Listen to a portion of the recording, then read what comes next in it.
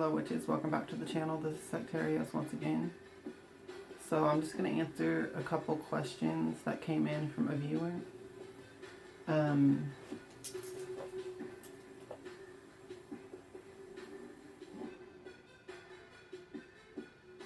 So I am going to do a Q&A, or I want to do a complete Q&A video. So if you have any questions involving magic, spirit work, Goddess Hecate, anything witchy, leave that below in the comment section, and I will cover that in a complete whole Q&A video.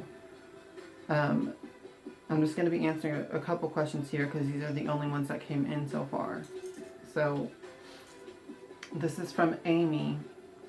She asked me, what would I suggest to people who have fear associated with psychic and magical gifts? So that's a good question. And I understand it because a lot of people, you know, are raised Christian or whatever religion that basically they all demonize witchcraft, and put such fear, program such fear to be your automatic response to it. And so does, you know, Hollywood and TV and movies and stuff like that, which is really a horrible source to get information from and programming from, but it is what it is. You know, and I think that the media does that because of religions as well, because most of the people who are making movies and all of that media stuff, they were also raised with religions and with that same programming. So,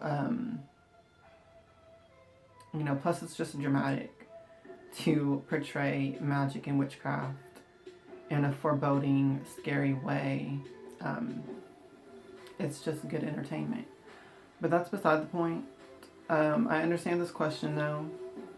A lot of people have fear associated with magic, with witchcraft, and with their own psychic gifts and perceptions. And that's not totally unfounded either, because, you know, whenever I was younger, I had my psychic abilities. I was born with them, essentially turned on to a large degree, and I would experience,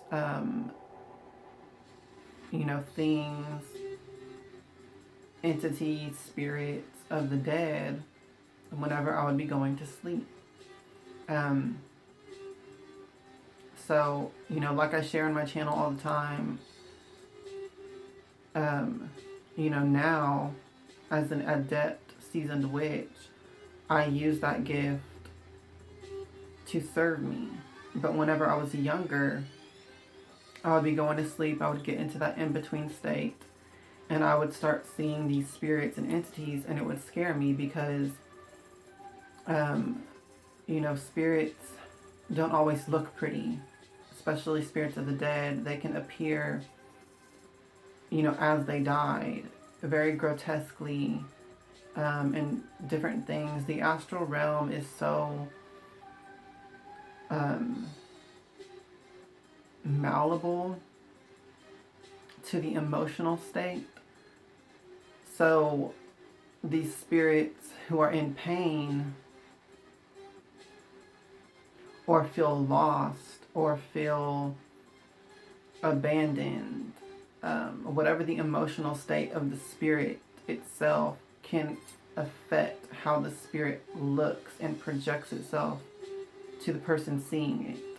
So a lot of spirits look very freaky and scary looking and grotesque and demented because the spirit is in pain and it projects that image, which, if you don't understand any of this, it can be scary. A lot of hauntings that are going on where people experience, you know, some freaky, you know, encounters with ghosts and stuff like that. Well, a lot of times that ghost or that spirit is in pain. It's actually searching and reaching out for help. It knows that spirits know basically who is sensitive to perceive them and not. They know that when humans are sleeping, in particular, the sensitivity, the psychic sensitivity picks up and amplifies. And so, you know, they understand this. They understand who has psychic ability, who can see them, who can't. And they oftentimes want help from those who can see them, or otherwise perceive them in some way with whatever your psychic gifts are. So, and also a lot of times spirits can be desperate. And now I have talked about this many times, but it's relevant to this video as well. And so sometimes the way that they try to communicate can be aggressive because they're desperate. And they may not necessarily understand that they are terrifying you and terrorizing you. Through that, because of the desperation. So that can also be very scary, and that's one of the very grounded reasons why, you know, you may be scared of your psychic gifts or magic in general. Maybe you have had some scary experiences like that. So my suggestion to you is learning, education, re-education. Okay, there's an emphasis on that, re-education. You need to look back. I don't know if you just heard the wall pop.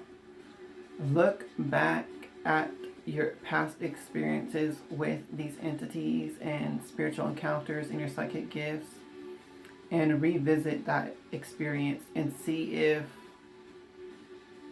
you can get a deeper understanding of it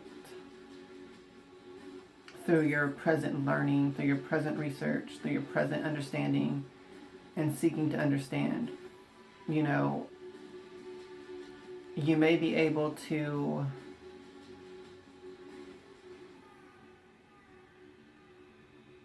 take away a lot of the fear by understanding that, okay, maybe this wasn't a spirit just trying to terrorize me. Maybe this was a spirit that was actually crying out for help. And they were so desperate, and they can't help how they looked. And things like that. Okay, maybe you just need to revisit some of your past experiences, because past experiences can be a lot of why you have fear now. So that's one of my suggestions. Another one is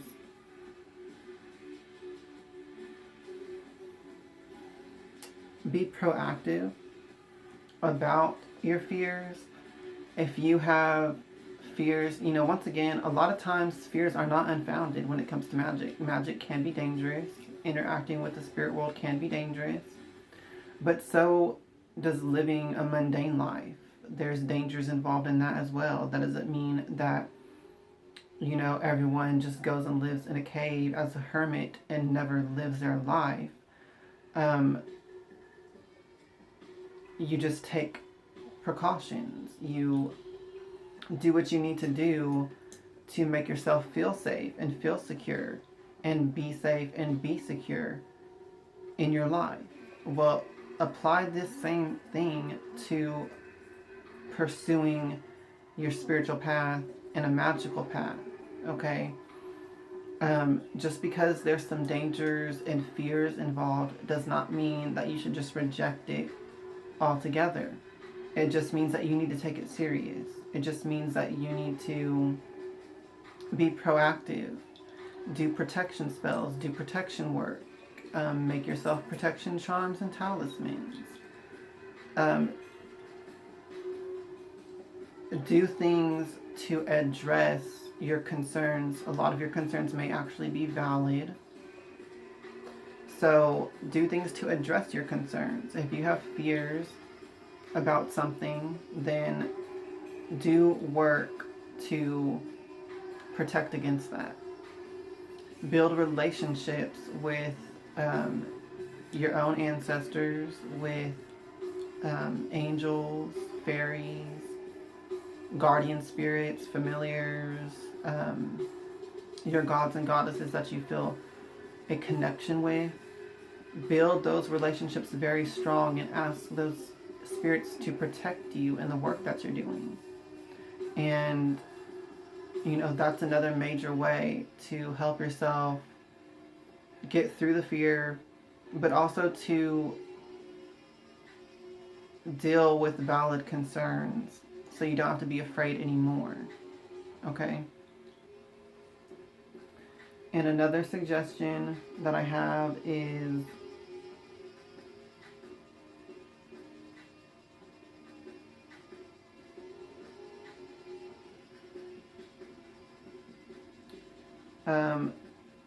this kind of goes along with the education aspect, but talk to others about your experiences. Talk to other people about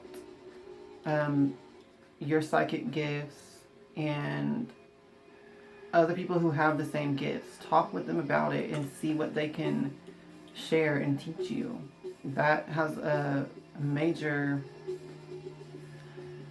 effect on getting over fears and getting better and deeper understandings of things, because a lot of times fear has to do with the unknown factor of things. So getting deeper understanding, getting more information and guidance from someone who has already walked that path can help you to not be afraid to, walk your path. So those are my suggestions, those are my answers and advice to that question. I hope that helps you, Amy. The next question.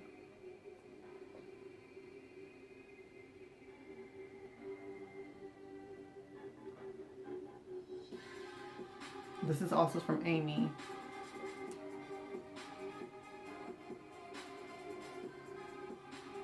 So she's basically asking, when it comes to writing your own spells and rituals and different things like that, could I give some tips on how to gain more confidence in doing that? And also she's asking how to basically trust your intuition to guide you when it comes to this. Now, that's also a good question. Whenever I first got involved with all this stuff, I did find it hard to trust my own intuition at certain times. There are some times when your intuition is so strong that you cannot ignore it, and your entire soul being basically just forces you to comply with your intuition. But a lot of times there can feel like there's a murkiness to it, like it's not as clear. What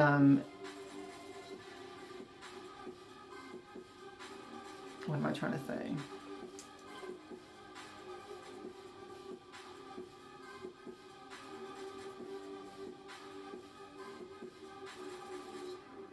There's times when it can be hard to know if something is a genuine intuition or if it's just, our own fears or our insecurities or even our wishful thinking sometimes. So when it comes to that aspect of this, there's really no shortcuts. You just have to do the work. And what I mean by that is when you feel like you have an intuition, you have to test it. There's no shortcuts. You have to test it. You can ignore it, but you're not going to advance that way. You have to test it out. You have to not necessarily trust it, but test it. You have to test it out. When you feel your intuition is telling you something, then allow yourself to test it out and see what happens. See what comes of it. That's really the only way that you're going to advance with this. And your internal compass will become more and more fine-tuned the more that you test it out when you get an intuition, and allow yourself to follow it and see where it leads you.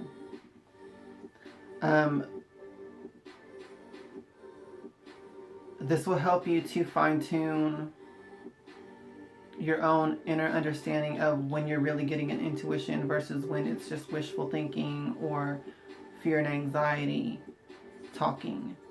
This will help you to get that more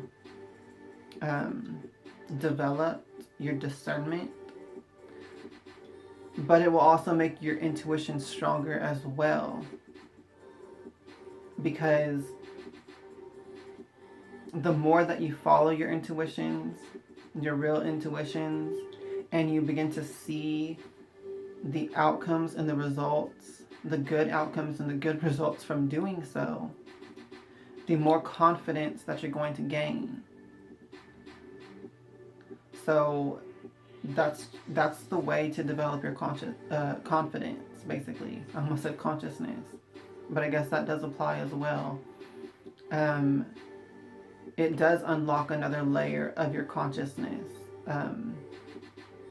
The connection to everything, the path of synchronicity, which is alive in you through your intuition. So the more that you allow yourself to follow your intuitions, the more that you will gain confidence in it. And also the more that this pathway will sort of like bloom for you and open up to you more synchronicities, and more intuitions will keep coming in. It just develops that way by following it, basically. And you're never going to get to that point unless you test it out and get that discernment down. So I hope that answers your question there as well. Let me see if there was anything else I said here.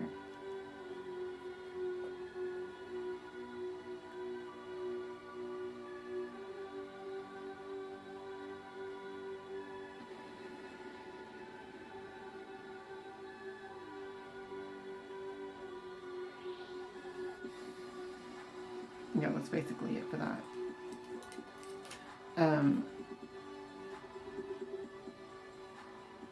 Following your intuition is a great way to build confidence and build up your own personal gnosis, your own personal experience of the divine.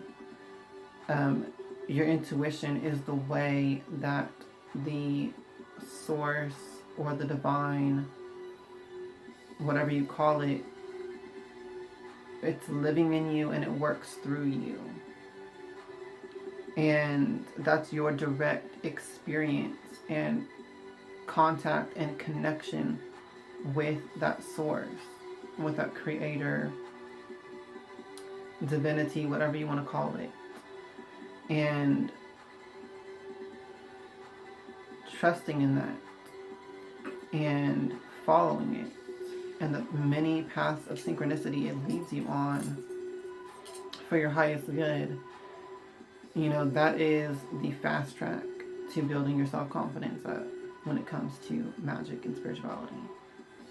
So definitely, you know, there's no shortcuts here. You just have to do it. You just have to, you know, follow the intuitions when you get them. So hopefully that answers your question. There is a couple more questions, but these are some things. I'll go ahead and tell you what these questions are. This is also from Amy. She says, do you have any experiences with astral travel? If so, I think that would be a great topic for a video. Yes, I do have experience with astral travel. I have made quite a few videos about it and my astral experiences and stuff like that. But as far as doing a video on how to astral project and all of my tips and instructions and information and all of that, I'm sorry, but that is something that is included in my private teaching group, the Hecatean Gnostic Circle on Facebook. So if you want that lesson from me, you'll have to join the group. But I do have several videos just talking about my own experiences with astral projection and astral travel. And this other question is from Hear No Evil, asking, because I talked about talismans in some of my past videos, so they're asking me to please share how I make them. Sorry, but once again, this is something that I'm covering in my private Facebook teaching group, the Hecatean Gnostic Circle.